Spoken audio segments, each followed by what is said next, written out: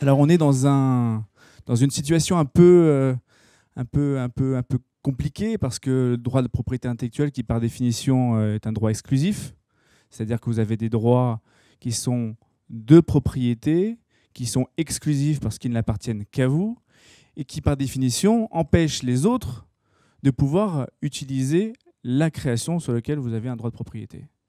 Pourquoi il est un peu particulier et atypique? Parce que dans le cadre du contrat de travail, la mission du développeur, c'est de coder, de créer, et de créer pour le compte d'un employeur, d'une entreprise, SS2I, d'une agence ou d'une grande structure.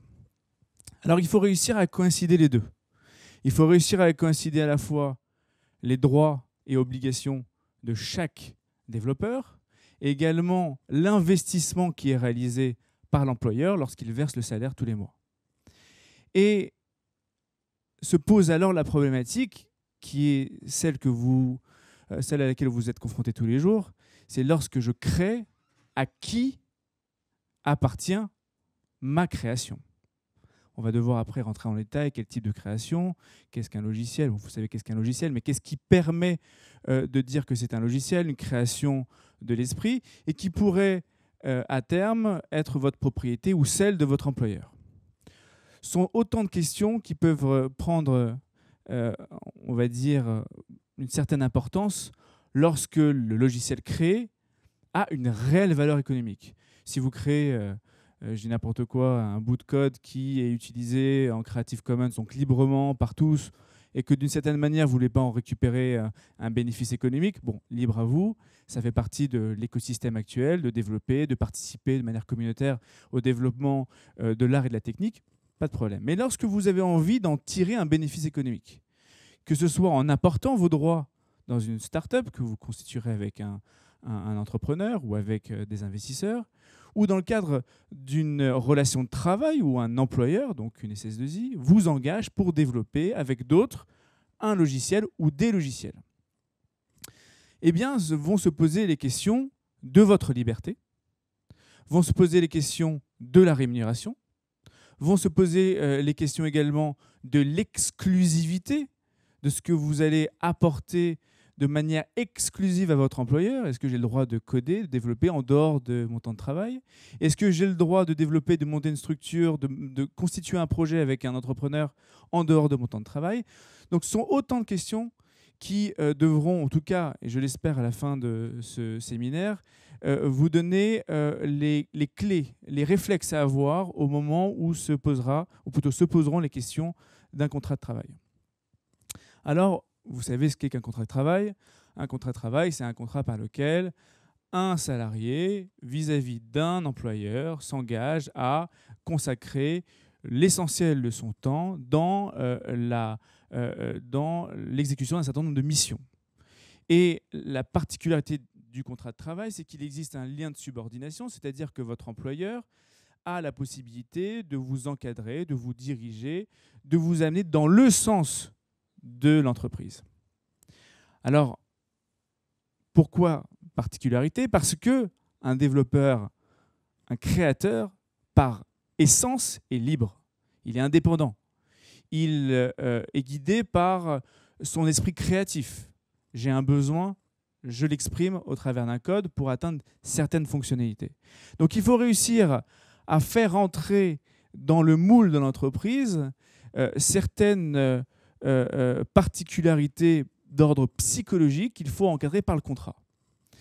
Mais il ne faut pas également qu'on rentre dans les travers de l'abus économique de l'employeur qui a l'ensemble des droits de propriété sur toutes les créations créées à l'avenir par le salarié. Je vous rassure, ça n'est pas possible. Mais le contrat de travail pourrait, d'une certaine manière, vous donner l'impression d'être entièrement lié à l'entreprise. Alors pour essayer de comprendre, je vais vous dresser dans les grands traits l'essentiel de ce qu'il faut savoir en termes de droit de propriété intellectuelle et également de droit du travail appliqué à votre situation de développeur créateur. Et également vous donner essayer de vous transmettre des réflexes, une espèce de savoir-faire qu'il faudra, en tout cas en sortant de ce séminaire, avoir bien compris au moment où se posera la question d'un emploi, d'un contrat de travail et d'autres situations contractuelles à venir. À la suite de ce séminaire, principe, échange, questions, vous n'hésitez pas, vous me shootez, je suis là pour vous répondre à vos questions. Essayez de rentrer même dans les détails les plus particuliers d'une situation que vous avez rencontrée ou que vous pensez rencontrer à l'avenir. Je suis là pour y répondre. Alors, l'essentiel, c'est le code. L'essentiel, c'est la création. À partir de quand on considère que vous avez entre les mains une création susceptible de protection par le droit d'auteur et susceptible à tel point que vous avez la possibilité d'en tirer un profit économique, de pouvoir le monnayer, le licencier, contracter avec d'autres utilisateurs ou avec d'autres sociétés qui l'utiliseraient. Et enfin, qui est une des composantes du droit d'auteur, la possibilité au titre du droit moral de pouvoir interdire, préserver et également revendiquer votre paternité, c'est-à-dire revendiquer votre droit de reconnaître que vous êtes l'auteur de la création. Pourquoi la question de droit moral est essentielle dans votre situation? Parce qu'il arrive que, dans la plupart des cas, un logiciel ne soit pas créé entièrement et totalement par un développeur. C'est une espèce de conglomérat très intelligente entre plusieurs expertises qui seront toujours au service du logiciel et de son exploitation, et aussi de sa précision. Alors, le droit moral, ça vous permettra, au bout du compte, de pouvoir dire « le logiciel ne me plaît pas, je n'ai pas envie de le divulguer, parce qu'il n'est pas abouti. Le logiciel est ma propriété, celui qui va revendiquer la paternité, donc l'auteur de la création, je vais pouvoir l'interdire de le faire. Si je considère que le logiciel n'est plus dans l'air du temps, j'ai la possibilité de le retirer. Donc ce sont autant de prérogatives liées au droit moral qui, conjuguées à l'essentiel, presque la pierre angulaire du droit moral, qui est le droit au respect de l'intégrité du logiciel. Monsieur, vous avez développé un logiciel, quelqu'un touche à votre code, décompile, enlève l'essentiel des fonctionnalités et met à la place un code qui est bancal, qui est instable. Le logiciel sort dans le domaine public, est commercialisé, et on dit « Monsieur, vous avez compilé, vous avez créé un logiciel qui est instable. » Vous dites « Attendez, moi j'ai créé un logiciel, de bout en bout, dans son intégralité, c'est ma propriété. » Ça veut dire que celui qui va toucher à mon logiciel, au-delà du fait qu'il est interdit de décompiler et de toucher au code source d'un logiciel, eh bien, ne pourra pas porter atteinte à l'intégrité de votre œuvre. Et l'intégrité de l'œuvre, c'est la dernière composante du droit moral, qui est le droit le plus important que vous avez aujourd'hui sur votre création, au-delà du droit patrimonial sur lequel je reviendrai, qui est essentiellement le droit économique, le droit de diffuser, de reproduire, de distribuer un logiciel. On a vu ce qu'était le droit moral. Le droit patrimonial, aisément, vous pouvez comprendre de quoi il s'agit. Si demain, je décide de fabriquer ou en ligne de pouvoir le distribuer, il faut que j'ai le droit de le faire. Si je veux représenter le logiciel, c'est-à-dire le diffuser, par exemple, dans le cadre d'une démonstration ou d'un séminaire, le droit de diffusion est également un droit qui est attaché au créateur. Eh bien, ces questions vont être, d'une certaine manière, ébranlées dans le cadre du contrat de travail. Pourquoi ? Parce que, simplement, lorsqu'un employeur va vous verser tous les mois un salaire, il va attendre de vous des résultats. Si la mission de votre contrat de travail, c'est le développement d'un logiciel, on ne pourra pas dire « la création que j'ai réalisée pendant mon temps de travail ne peut pas être la propriété, ne peut pas être ma propriété, mais uniquement celle de l'employeur ». Autre cas de figure, vous développez avec plusieurs autres salariés, développeurs, un logiciel qui a été instigué, c'est-à-dire insufflé, c'est-à-dire l'idée même du logiciel a été apportée par l'employeur, ça devient une œuvre collective, eh bien les droits sur cette œuvre collective sur laquelle vous avez une quote-part qu'on peut déterminer, mais qui est comme une quote-part assez réduite de l'ensemble du logiciel, eh bien cette création sera dévolue à l'employeur. Alors, après avoir bien compris le contexte, qui peut être quand même celui d'un salarié qui est infographiste, on lui demande de créer des pages, des pages, des pages, des pages. La mission de son contrat de travail, c'est de coder du HTML ou coder des sites Internet. Dans son temps libre, pendant son temps de travail, il développe un logiciel révolutionnaire. Est-ce que ce logiciel appartient à l'employé ? Ça n'est pas partie de son contrat de travail, ça n'est pas la mission qui a été fixée et déterminée dans son contrat de travail. Certes, il a utilisé les ressources de l'entreprise, mais ça n'a jamais été dans le cadre des missions qui lui ont été confiées. Donc se posons la question de qui est propriétaire. Et également de comment, après avoir créé ce logiciel ou cette œuvre, puisque c'est sur le plan juridique on appelle ça une œuvre, eh bien comment cette œuvre va pouvoir être exploitée, soit par le créateur salarié, soit par l'employeur, soit par une société tierce dans laquelle le créateur aurait des actions ou serait simplement un directeur technique. Donc les titulaires du droit d'auteur sur le code sont doubles, en tout cas dans le cas qui nous concerne aujourd'hui. C'est avant tout et surtout le créateur, parce que le principe d'un droit d'auteur, c'est un droit personnel, c'est comme le droit au nom. Il ne peut pas être revendiqué par une société. Par définition, la société ne peut pas créer une œuvre. Elle ne peut être que le propriétaire des droits attachés à l'œuvre, à la création. Donc il faut toujours des hommes et des femmes pour créer. Après avoir créé, se pose la question de l'exploitation. Donc je suis propriétaire. Est-ce que j'ai créé et développé dans le cadre de mon contrat de travail ? Est-ce que je l'ai créé et développé dans le cadre de mon temps de travail, mais en dehors de ma relation de travail? Est-ce que je l'ai développé et créé en dehors de mon temps de travail, pendant mon temps libre? Et également, est-ce que je l'ai développé et créé pour le compte de l'entreprise? Donc ce sont des questions qu'il faudra se poser et qui vont être, si votre contrat de travail est bien rédigé, directement précisées. Le contrat de travail prévoit, comme vous le savez, avant tout, la mission. Mission, c'est la fonction. Développeur, intégrateur, est-ce que je suis en PHP, est-ce que je suis dans d'autres langages de programmation? Tout est précisé. Et surtout, au-delà de cette précision, vous avez normalement un supérieur hiérarchique qui devra contrôler votre travail et vous faire un reporting sur les résultats que vous avez obtenus dans le cadre de votre mission. Deuxième prérogative essentielle, sans laquelle on ne travaillerait pas, la rémunération. Est-ce que la rémunération qui est prévue dans mon contrat de travail est la rémunération de salarié, ou ma rémunération de salarié est également la rémunération au titre de ma cession de droit? Il y a un principe que vous devez retenir ici, c'est qu'on ne peut céder globalement des œuvres qui n'ont pas été créées dans le futur. Ça veut dire que quelqu'un qui vous dit « vous signez un contrat avec moi, je vous verse X euros par mois, et tout ce que vous créez à l'avenir, c'est pour moi », ce contrat est nul. Pourquoi ? Parce que le but du droit de la propriété intellectuelle, c'est de protéger la création au travers du créateur, et non celui qui pourrait revendiquer au titre d'une capacité financière bien plus importante que la vôtre, de dire « j'achète tout ce que vous allez créer parce que vous êtes un génie ». Ça n'est pas possible en droit français, ça n'est pas possible en droit communautaire.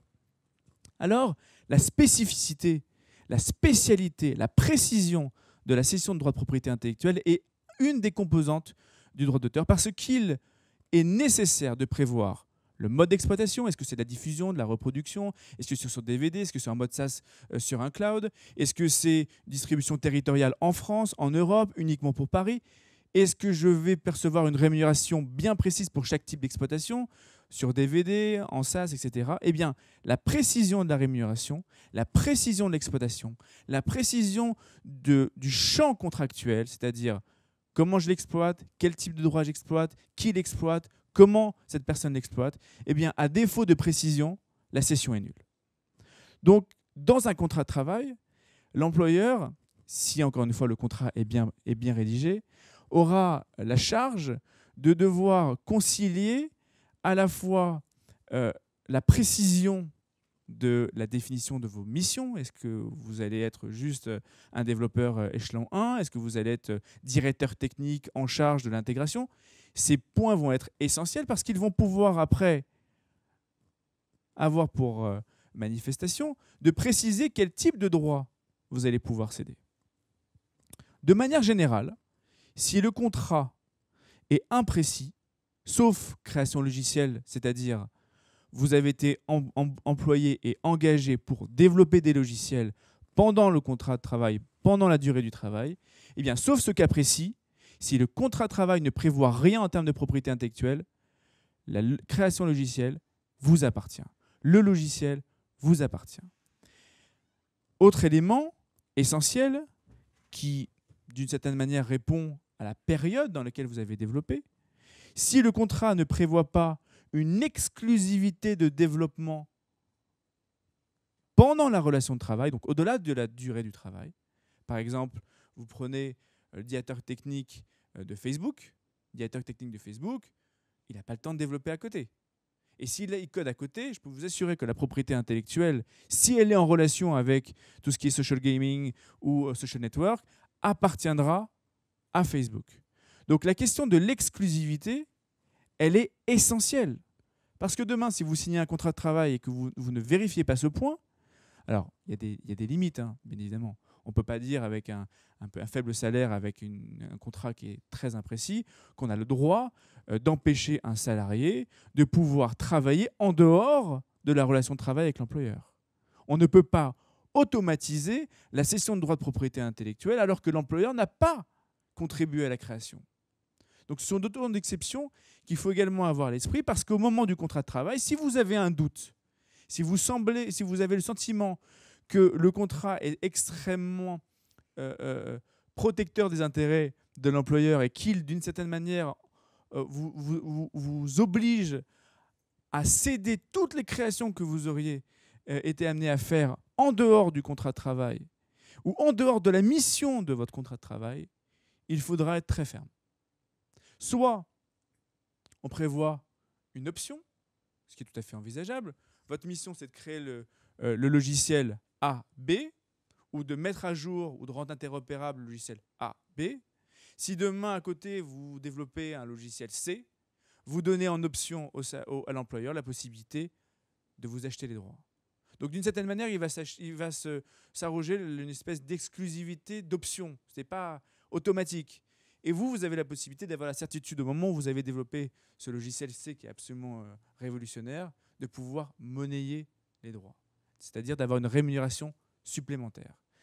Certes, vous êtes rémunéré, mais la rémunération ne doit pas couvrir toutes les formes de création. Elle doit essentiellement porter sur la création que vous avez réalisée pour le compte de l'employeur pendant la période du contrat et pendant la durée du contrat.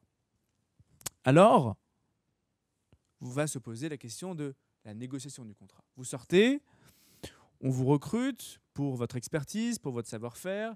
Vous êtes un expert dans la programmation, dans un type de langage bien déterminé.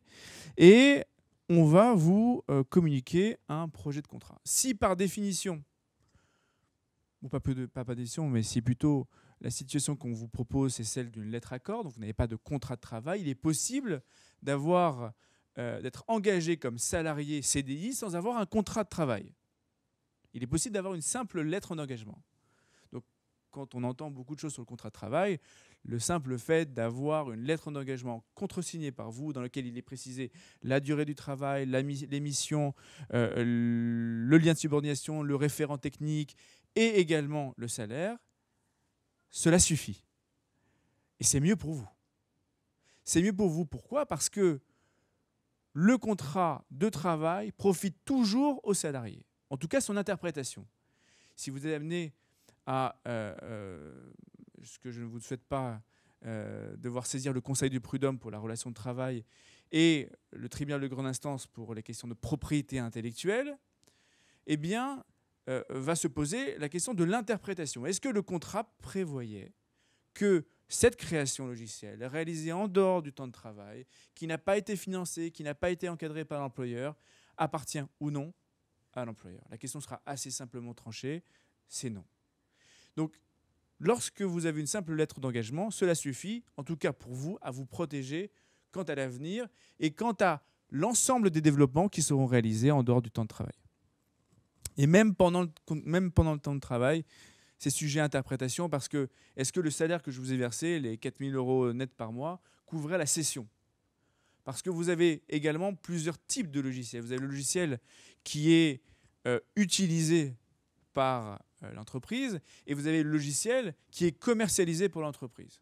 Et ce logiciel, si vous le développez de A à Z et qu'il est commercialisé, vous devriez naturellement, en complément de votre rémunération de salarié, c'est-à-dire votre salaire, d'avoir un complément en droit. En droit qui peut être forfaitaire, tous les mois X euros pendant la durée d'exploitation du logiciel, ou un pourcentage, c'est-à-dire une rémunération proportionnelle liée au chiffre d'affaires généré par votre employeur au titre de l'exploitation et de la commercialisation du logiciel que vous avez développé.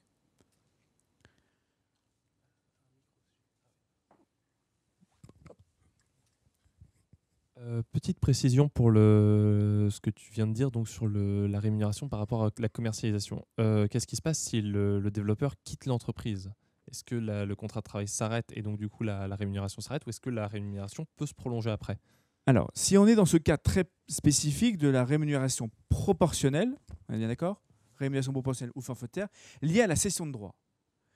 Tant que l'employeur exploitera le logiciel, il aura l'obligation de vous rémunérer dans les mêmes conditions que celles prévues par le contrat de travail. C'est une certaine forme d'aménagement du contrat de cession de droit de propriété intellectuelle. Normalement, face à, on va dire, un actif réellement important, on parle d'un logiciel qui va être distribué, pas un logiciel qui vient améliorer, optimiser le process de fabrication, le process de création de l'entreprise. Eh bien, dans ce cas précis, normalement, il aurait dû avoir un contrat de travail, votre mission, et à côté, un contrat de cession. Un contrat de cession de droit de propriété intellectuelle qui fixerait l'ensemble des conditions dont on a parlé, la durée d'exploitation, le territoire d'exploitation, les droits d'exploitation et la rémunération. Et dans cette rémunération, il est également possible d'envisager un droit proportionnel, une rémunération proportionnelle. Donc, le contrat de travail, en essayant d'aménager la relation interindividuelle de travail, c'est-à-dire la relation salarié-employeur, et également la relation créateur-exploitant, puisque vous êtes créateur et il est exploitant, eh bien, cette rémunération perdurera tant que la société exploitera le logiciel. Donc, de manière générale, je vais essayer de vous rassurer, il est très rare, sauf cas très spécifique d'un développement qui aurait été initié avant la relation de travail, qui aurait été prolongé dans le cadre du contrat de travail. Vous avez développé un logiciel qui permet de sécuriser les transactions en un clic. Bon, je ne vais pas faire de pub pour Amazon, mais à peu près le même système. Et vous l'avez développé avant d'avoir été engagé par Amazon. Eh bien, Amazon, en tout cas, je vous aurais invité, dans le cadre de votre contrat d'embauche, contrat de travail, de prévoir que tout ce qui a été développé avant la situation contractuelle, eh bien, doit normalement vous permettre de bénéficier d'une rémunération supplémentaire, puisque vous avez apporté des droits qui étaient bien supérieurs que ceux que vous avez réalisés, puisque vous n'avez réalisé qu'une partie du logiciel pendant la durée du travail. Donc, sauf cas réellement atypique, en général, l'employeur dit c'est un flat fee, c'est une rémunération forfaitaire qui va venir compléter votre rémunération habituelle de simple développeur informatique. Sur la question de la cession des droits, vous pouvez tout à fait envisager que ce logiciel que vous avez développé pour le compte de l'employeur, en utilisant l'infrastructure de l'employeur pendant la durée du contrat, eh bien, ne mérite pas pour autant de confier, ou plutôt de conférer à l'employeur l'ensemble des droits. Vous voulez vous réserver un certain nombre de prérogatives liées notamment à des territoires, à un certain nombre de versions du logiciel. Il est possible de limiter dans le contrat de travail ce que vous souhaitez garder au titre de la création ou des créations que vous seriez susceptible de créer pendant la relation de travail.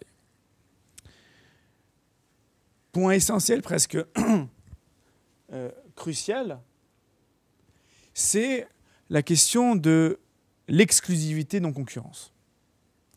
Ce que je vous exposais tout à l'heure comme une situation qui n'est pas si atypique que ça, c'est que vous êtes engagé dans le cadre d'un projet entrepreneurial, une start-up, qui veut développer un logiciel, qui veut développer une fonction logicielle, qui veut développer un site internet qui intègre une fonction logicielle, c'est-à-dire que vous allez devenir l'actif principal de la société, sans lequel il sera impossible de lever des fonds, de commercialiser et d'avoir un produit packagé et à distribuer au public. Eh bien, il conviendra dans ces conditions, toujours, d'encadrer la notion d'exclusivité et de non-concurrence.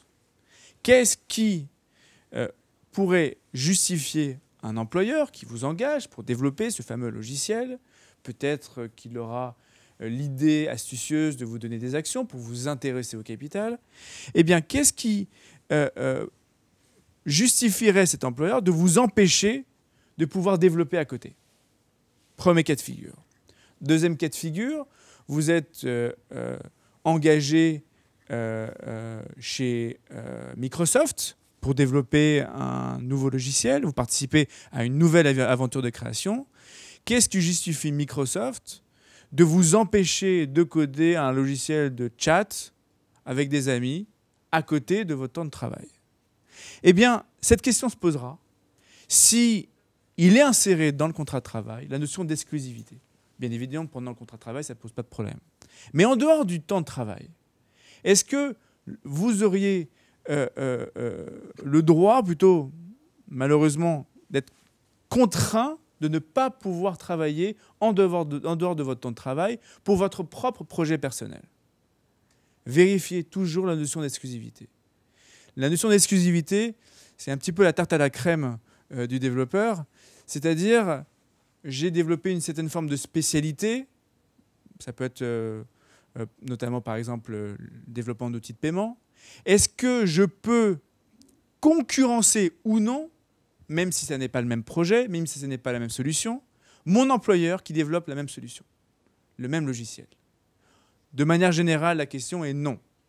Mais si la réponse est non lorsqu'il y a concurrence directe ou quasi directe avec l'employeur pour des mêmes solutions logicielles, est-ce qu'elle se pose également pour un logiciel qui n'a rien à voir? Vous avez un flash un matin, vous décidez de vous lancer à côté de votre job de développeur, vous lancez dans un nouveau projet avec des amis. Est-ce que le contrat de travail vous empêche de lancer ce projet? Vérifiez toujours la notion d'exclusivité. Exclusivité rime souvent avec non-concurrence. Est-ce que j'ai la possibilité de développer ou de monter un projet start-up en dehors de mon temps de travail? Eh bien, vous avez des contrats. Lorsque le salarié est considéré comme un homme clé de la société, de l'entreprise, vous avez des contrats qui peuvent vous empêcher de monter des projets à côté, d'être actionnaire, d'être développeur freelance, etc., etc. Donc, surtout, vérifiez cette notion d'exclusivité de non-concurrence parce qu'il pourrait être un frein à votre propre développement de projet ou même à un rapprochement stratégique avec d'autres développeurs et avec d'autres sociétés pour constituer un réel capital logiciel et surtout dans cette volonté d'aller toujours dans la création et dans l'innovation. La conséquence est, est-ce que vous êtes libre de pouvoir développer en dehors? Alors bien évidemment, lorsque vous avez un salaire confortable et aucune envie de créer des logiciels à côté, mais maintenant on va se parler franchement, on ne va pas se mentir, vous êtes des créateurs, vous n'êtes pas des salariés comme d'autres. C'est-à-dire que vous êtes aujourd'hui dans cette école et demain dans une SS2I ou dans une entreprise innovante pour créer, pas pour simplement exécuter ce qu'on va vous demander de faire. Alors, il y a une partie d'exécution, c'est ce qui justifie le salaire, mais vous êtes là pour créer et innover. Vous êtes là créer pour innover, créer et innover en toute liberté. Donc, est-ce que le contrat de travail pourrait être, d'une certaine manière, en droit, et l'employeur qui utiliserait ce contrat de travail, de vous contraindre, de réprimer, de frustrer cette liberté de création? Si vous touchez 50 000 € par mois, je pense que ça ne posera pas de problème. Si vous avez, et encore, même avec un salaire très conséquent, je ne suis pas sûr que ce soit la juste rémunération d'une aliénation de votre liberté. Se pose donc la question de ce que vous pourrez faire et être en droit de faire en dehors de votre temps de travail. monter un projet, monter une start-up, créer et développer un logiciel, sont autant d'expressions, d'exemples que vous serez amené à rencontrer après avoir fait 1 an, 2 ans, 3 ans en entreprise, d'avoir montré une certaine expertise, une expérience, un savoir-faire dans un certain type de développement. Eh bien, rien ne doit justifier que ces contraintes de non-concurrence, d'exclusivité, même de non-concurrence après le contrat.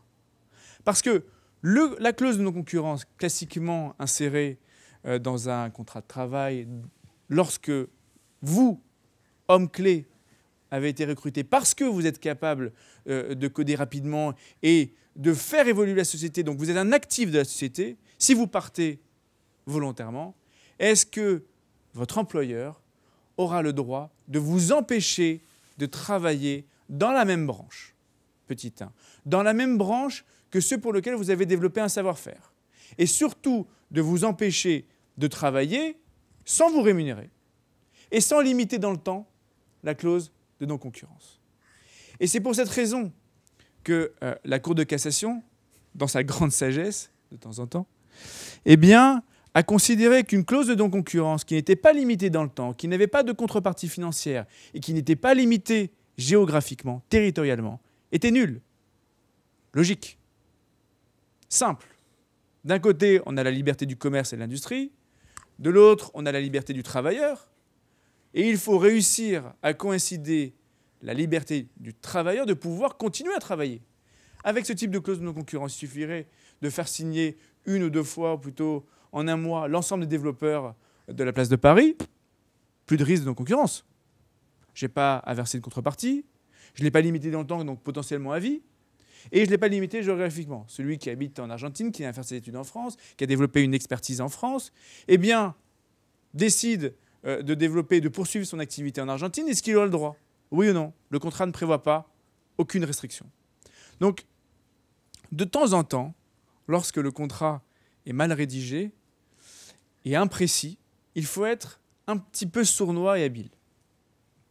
Moi, lorsque je suis confronté à l'analyse d'un contrat de travail portant sur des créations logicielles ou des postes assez stratégiques de directeur technique, etc., et que je vois, quand je suis côté salarié, et que je vois que cette clause est imprécise, non limitée dans le temps, sans aucune contrepartie financière ou une contrepartie qui est dérisoire et non limitée géographiquement, je la laisse. Le jour où le salarié est mécontent et décide de partir, il a la liberté totale. Pareil pour la question de la droit de propriété intellectuelle. Vous voyez que le contrat est imprécis sur les conditions d'exploitation et de rémunération, on laisse. Le jour où il y a un litige, vous aurez de sérieux arguments pour pouvoir soit bénéficier d'une meilleure indemnité de licenciement, soit monnayer et transiger sur la question de la cession de droit de propriété intellectuelle. Oui. Il n'y a pas, si on l'a fait en son âme et conscience, en sachant qu'il y avait un manquement ou un vide ou une imprécision dans le contrat, est-ce que ça peut pas nous être reproché aussi? Le contrat, par définition, quand il est écrit, parce qu'un contrat, c'est jamais écrit. Demain, vous vous engagez publiquement à venir chez moi en contrepartie, dans le cadre d'une location d'appartement, en contrepartie d'un loyer. Bon, c'est un contrat oral. Entre 2 commerçants, le contrat écrit n'est pas obligatoire. Lorsqu'il est écrit, on est lié par ce qui est dit dans le contrat. On est lié par les contraintes et les obligations qu'on s'est imposées réciproquement et mutuellement. Si dans son contrat, il est prévu une clause de concurrence et que cette clause de non-concurrence, stratégiquement, a été laissée en l'état, il ne faut pas omettre le principe, oublier le principe qu'un contrat de travail, assez classiquement, est fourni par l'employeur. Vous ne voyez jamais un salarié qui dit « Ok, vous allez m'embaucher, ça va être X euros, et voici mon contrat de travail, après on va laisser ». C'est en général l'inverse. En général, vous avez un employeur qui a, dans ses modèles types, un contrat de travail adapté à votre situation et qui vous le soumet. Après, c'est une négociation, des allers-retours pour affiner la bonne rédaction. Donc, si vous êtes de bonne foi ou de mauvaise foi parfaitement conscient de ce qu'il y a dans le contrat, on ne pourra jamais vous reprocher. L'employeur n'a jamais été contraint de signer cette version. Et s'il a signé cette version en sachant, ça veut dire qu'il avait accepté le principe d'une clause imprécise et qui aurait été naturellement dans sa défaveur. Oui. Dans le cas où on a déjà fait des études de droit, est-ce que ça ne peut pas nous être reproché? Aucune. Aucune. Le contrat lie les parties Et le juge, lorsqu'il sera amené à trancher, n'aura pas à apprécier si vous étiez juriste ou non. À la rigueur, il pourrait dire, mais dans ce contrat de travail, il y avait une clause de non-concurrence, limitée géographiquement, limitée territorialement, avec une contrepartie financière. Donc vous, juriste, vous saviez qu'elle était contraignante. Vous ne pouvez pas après voir le magistrat en disant, mais moi, je suis un simple développeur, je suis un technicien, je suis un mathématicien, je suis un créateur, je n'ai aucune connaissance du droit. Dans ce sens, oui. Mais dans l'autre, vous ne pourrez pas dire je ne savais pas. Donc, l'astuce que je vous ai donnée, qui est une astuce qui marche dans tous les cas. Parce que vous ayez conscience ou pas, même il y a même des confrères non spécialisés en droit social qui ne voient pas cette limitation. Et qui, lorsqu'ils rédigent le contrat, bon, maintenant aujourd'hui c'est plus le cas parce que la jurisprudence de la Cour de cassation est devenue une jurisprudence constante et qu'elle est imposée dans tous les cas rencontrés devant le Conseil de prud'homme. Et donc, c'est devenu presque une règle élémentaire en droit social et en droit de la propriété littéraire artistique. Donc, le cas se présente rarement, sauf cas assez atypique. Un employeur il veut embaucher un développeur, il prend un modèle sur Internet, le modèle est imprécis parce qu'il a été orienté pour telle ou telle partie, employeur, salarié, il prend n'importe quel modèle, le modèle est imparfait et ça vous bénéficie. Donc la question de la connaissance ou non, de la maîtrise ou non du droit n'est pas un élément à prendre en compte dans ce cas de figure. Il l'est uniquement lorsqu'on vous oppose vos études de droit pour dire vous ne pouvez pas dire que vous ne saviez pas. Parce qu'en plus, vous aviez une aptitude particulière à comprendre la règle juridique. Merci de votre réponse. Donc la question de la liberté est presque plus importante et peut-être presque même la synthèse de l'ensemble. On a des droits, on a une mission, on a deux cas de figure, pendant et en dehors du temps de travail. On a une rémunération. Est-ce que la rémunération englobe mon travail et la cession de droit d'auteur? Est-ce que la cession est précise, imprécise? Si elle est imprécise, elle n'est pas attribuée, ou plutôt les droits ne sont pas attribués à l'employeur. La question de l'exclusivité, de la non-concurrence, votre liberté de travailler et de continuer à développer, eh bien, sont autant de particularités de cette coexistence entre le droit de propriété littéraire artistique, droit de propriété intellectuelle et contrat de travail qu'il faudra surveiller lorsque vous serez amené à étudier un premier projet de contrat de travail. Il y a une petite subtilité qui a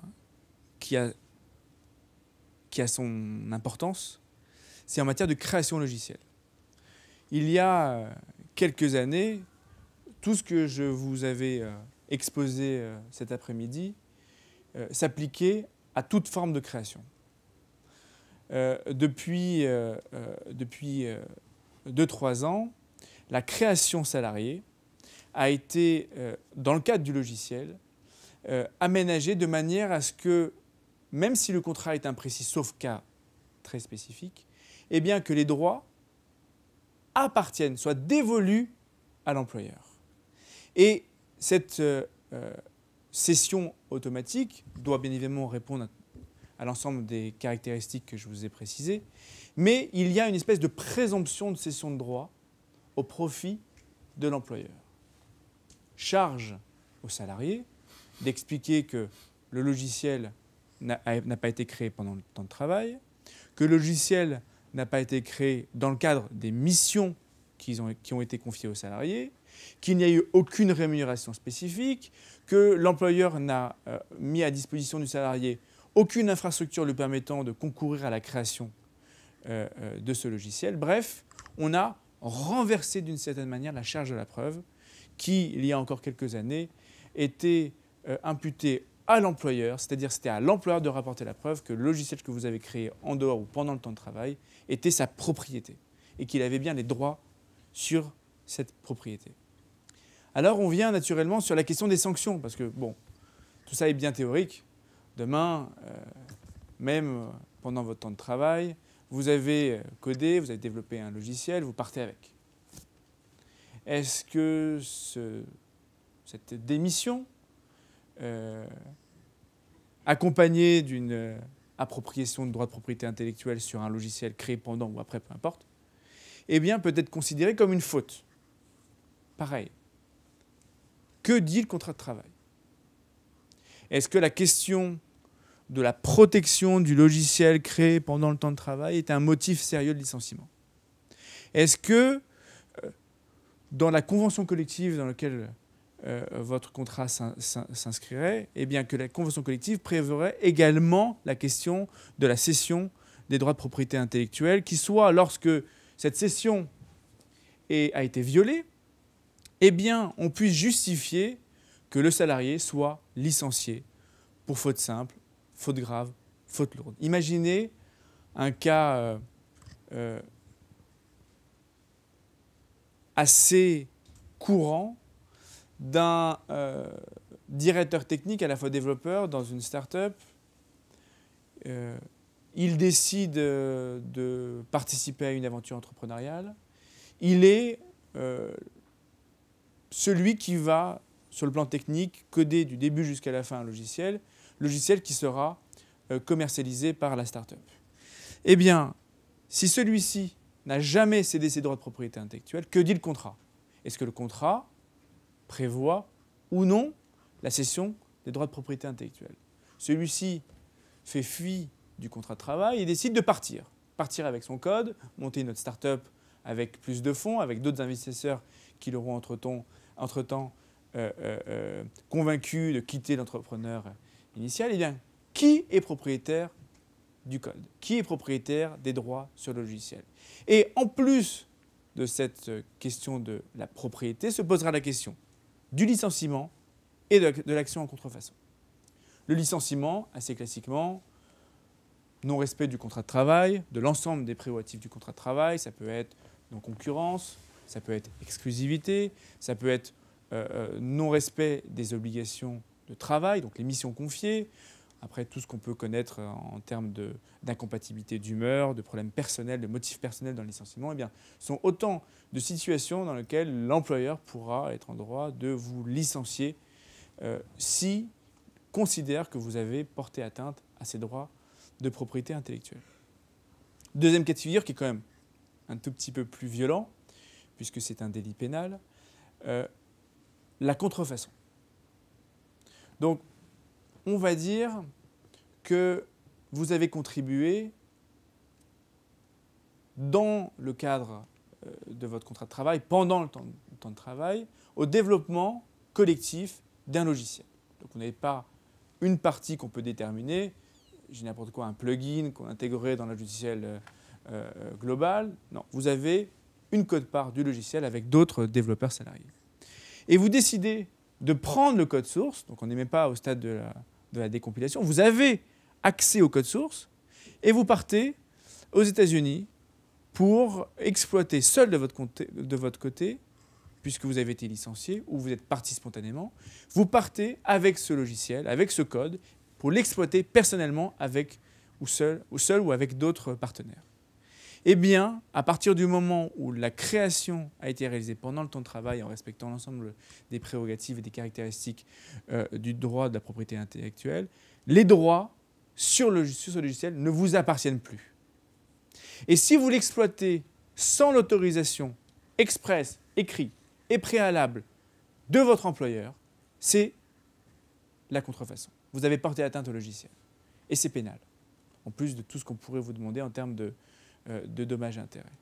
Donc, la question de la titularité des droits de propriété intellectuelle prend du sens. Imaginez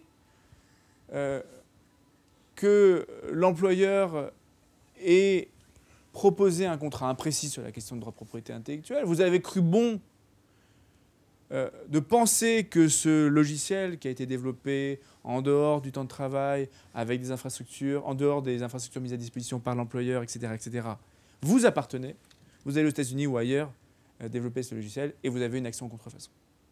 Donc, l'élément déterminant, au-delà de ce qu'on pourrait penser dans un cadre de travail, le salaire, CDI, CDD ou autre, c'est bien la question de la propriété littéraire artistique, la question du droit d'auteur et la question de la propriété du logiciel que vous auriez été susceptible de créer seul ou avec d'autres développeurs.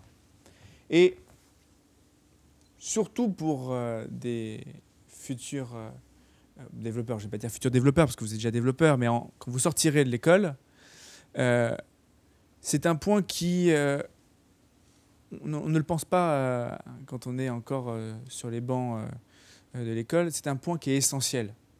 Parce que vous avez un actif principal, c'est votre capacité à créer. Et si vous êtes contraint dans votre capacité à créer, c'est votre gagne-pain, c'est votre intelligence, c'est votre capacité à cibler certains problèmes techniques et à y répondre avec l'informatique, eh bien si on vous contraint d'une manière ou d'une autre, c'est votre actif principal, c'est votre ressource, c'est votre patrimoine que vous aliénez. Et donc il faut être très précis sur ce que va m'apporter le contrat de travail, en termes de rémunération certes, mais également en termes de contraintes. Et ces contraintes ne sont pas à prendre à la légère lorsque vous intégrez des grands groupes, parce que généralement, ces deux clauses, cession, exclusivité, non-concurrence, sont particulièrement bien rédigées.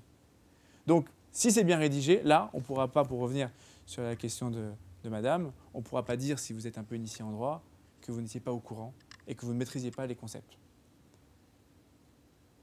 Donc, vraiment, ne prenez jamais à la légère le contrat de travail. En temps normal, n'importe quel salarié, ces questions-là ne se posent même pas. Le contrat ne prévoit pas de cession de droit de propriété intellectuelle, ça n'appartient jamais à l'employeur.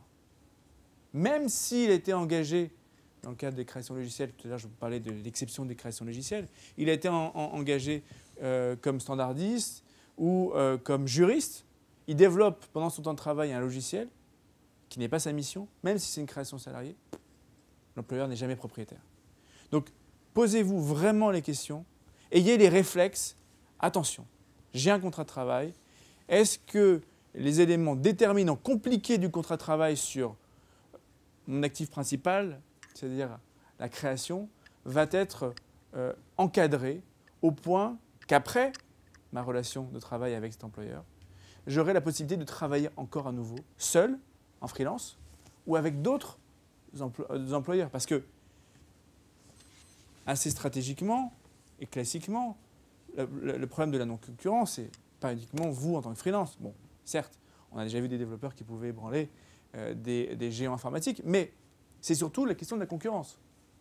Parce que lorsque vous allez être débauché par un concurrent, il va bénéficier de tout votre savoir-faire, de votre track record, de tout ce que vous avez pu avoir comme information confidentielle, plus le savoir-faire que vous avez acquis pendant votre précédente situation de salarié au sein de votre ancien employeur. Et donc, vous pourriez être contraint, même interdit, pendant une durée de 12 à 18 mois, de travailler pour un concurrent. Or, si vous avez été recruté, c'est parce que vous êtes le spécialiste de ce type de programmation. Et donc, c'est vous contraindre à ne plus pouvoir travailler et donc vous contraindre à ne plus pouvoir gagner votre vie. C'est pour ça qu'on a mis en place une juste rémunération qui venait compenser cet engagement de non-concurrence. Donc toujours, ayez à l'esprit que le contrat de travail est une excellente chose parce qu'il est le début d'une nouvelle aventure, mais surtout la source, lorsque vous êtes l'actif principal de la société, vous allez devenir l'actif principal de la société, source de certaines contraintes qui pourraient être préjudiciables à l'avenir. Si vous avez des questions, surtout n'hésitez pas, même les plus simples, les plus habituelles, il n'y a jamais de questions idiotes.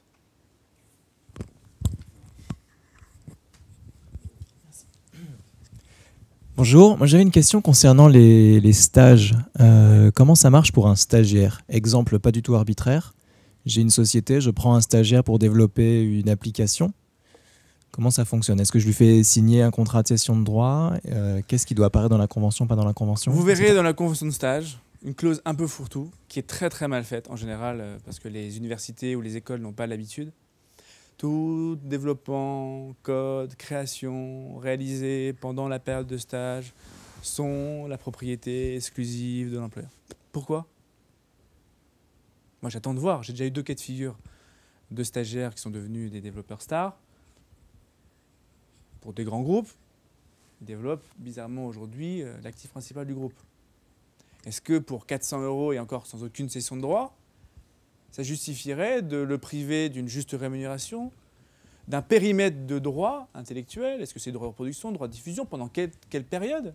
Ça reviendrait d'une certaine manière à s'arroger arbitrairement, unilatéralement, les droits de votre création, que vous soyez stagiaire, que vous soyez étudiant ou développeur senior. Si la convention de stage ou le contrat additionnel de cession de droit de propriété intellectuelle ne prévoit pas les conditions de cession, normalement, et je dis bien normalement, les droits sont conservés par le développeur stagiaire. C'est très important. Parce que ce serait une méthode géniale. Et je ne vous cache pas que beaucoup de développeurs qui sont passés par les bancs du stage n'ont jamais souhaité se retourner. Ça fait un peu une très mauvaise publicité, l'expression peut-être d'un mal-être, de certaines particularités de votre personnalité. Attendez, moi je me fais voler demain dans la rue, c'est pas parce que je vais porter plainte que je suis devenu tout d'un coup rapia au point de devoir protéger ma propriété. Non, vous avez développé quelque chose, vous avez certes appris, mais l'apprentissage et le travail que vous pourriez donner en contrepartie de cet apprentissage concret dans la réalité économique de l'entreprise ne justifie pas que vous soyez spolié de droits. Et que ces droits soient tellement imprécis, tellement global, plutôt la cession globale, sans aucune caractéristique particulière, rien ne justifie que vous puissiez comme ça vous faire voler les droits. Et il serait bien en difficulté de pouvoir apporter la preuve de la paternité, de la création, de celui qui a réellement codé des logiciels. Parce que, je ne vais pas vous mentir, la question de la titularité des droits, c'est une preuve qui est très compliquée à démontrer. Par définition, un code évolue tout le temps. Qu'est-ce qui me dit 5 ans après qu'en 2015, le 11 juin 2015, j'ai développé cette version du logiciel? Quelle preuve je vais sortir? Des logs, un stockage cloud, une horloge universelle qu'on sait tous qu'on est capable de modifier à tout moment. Donc la question de la preuve de la titularité des droits fera l'objet d'un autre séminaire, mais c'est une question qui sera peut-être l'essentiel du débat. Comment rapporter la preuve que c'est vous salarié et non un développeur ou un salarié de la société qui l'a développé? Donc c'est un tempérament au principe général qui est pas de cession de droit, pas de chocolat, non, pas de cession de droit, pas de droit, et donc pas de possibilité d'exploiter. Eh bien, le tempérament, c'est de rapporter la preuve que c'est bien vous l'auteur. Et question subsidiaire, en termes de hiérarchie des sources, qu'est-ce qui a le plus de poids, la convention de stage ou le contrat de cession de droit? Ah, la contrat de cession de droit. Parce que la convention de stage, elle est imprécise, elle va surtout encadrer l'entrée, la sortie, la sécurité, le lien de subordination, pas le lien de subordination, c'est un peu galvaudé le terme, mais la relation, la responsabilité, l'importance de l'apprentissage, la transmission de savoir-faire, d'informations, de données, etc. Mais ce n'est pas l'objet du contrat. Donc lorsque vous avez certaines SS2I qui, pour des raisons budgétaires, engagent énormément de développeurs en stage, rien ne justifie que le logiciel ou la partie du logiciel développée par le stagiaire soit la propriété exclusive, sauf cas bien particulier, c'est-à-dire que la convention de stage absolument précise avec une rémunération, une contrepartie, un droit au nom. Eh bien, sans ces particularités, rien ne justifie que vous soyez spolié dans vos droits de propriété intellectuelle sur cette création logicielle. Allez, je suis sûr qu'il y a d'autres questions.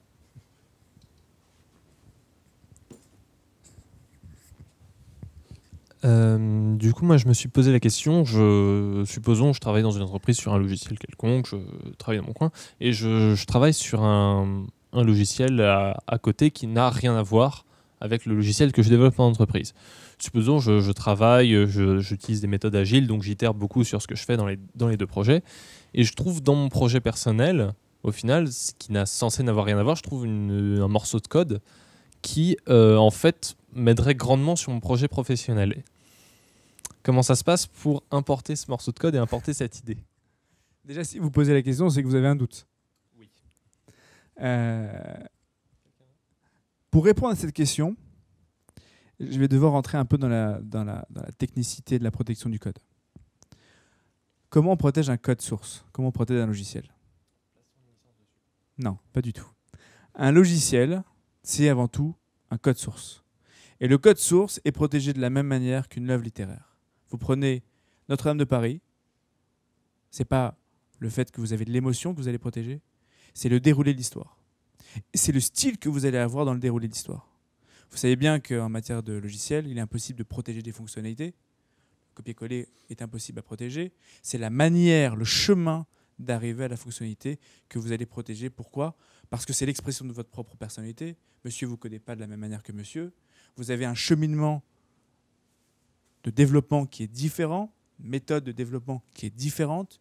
Vous avez une arborescence qui est différente. Eh bien, c'est cette manière de rédiger, cette manière de coder qui va être protégée en même temps que le logiciel. Donc, si vous prenez 50 pages de Notre-Dame de Paris et que vous allez... Bon, c'est un peu différent parce que c'est des fonctionnalités, mais vous prenez 50 pages de Notre-Dame de Paris que vous l'utilisez dans Germinal, pas forcément Germinal parce que c'est le même auteur, mais dans une autre œuvre en 2015, ça sera de la contrefaçon. Et on pourra rapporter la preuve que la partie copiée, réutilisée par le même auteur dans une œuvre secondaire, sera la contrefaçon directe d'une partie du logiciel. Et ce sera mécanique. Maintenant, l'astuce, comme vous le savez, c'est la manière de rédiger le logiciel, d'écrire le logiciel, de coder le logiciel. Vous changez un certain nombre d'éléments, caractéristiques, un chemin, une méthode, un process, etc. C'est la manière de rédiger qui est protégée, ce n'est pas le process. Après, on pourrait considérer que vous avez profité du savoir-faire, également des ressources de l'entreprise, et on pourrait vous attaquer en concurrence déloyale, mais pas forcément sur le terrain de la contrefaçon. Parce que pour qu'il y ait contrefaçon, il faut qu'il y ait reproduction à l'identique ou quasi à l'identique du logiciel entre une œuvre A et une œuvre B. Donc oui, se méfier. Après, se pose la question, pas se pose la question, mais la question des Creative Commons, des logiciels libres, parce que le principe d'une bibliothèque qui met à disposition du code source libre, c'est d'être utilisé par tout à chacun, dans le cadre de développement évolutif, développement de logiciels, etc. Donc, vérifiez avant ce à quoi la licence GNU, GPL, Creative Commons 1, 2, 3 vous donne comme droit. Par exemple, dans certains cas, interdiction de commercialiser. Normal. J'ai fait don gratuitement de mon code source. Vous n'allez pas le prendre la même chose, commercialiser et vous faire une fortune dessus. Donc, vérifiez toujours les caractéristiques, les contraintes liées à la licence du logiciel libre que vous auriez incorporé dans un logiciel tiers.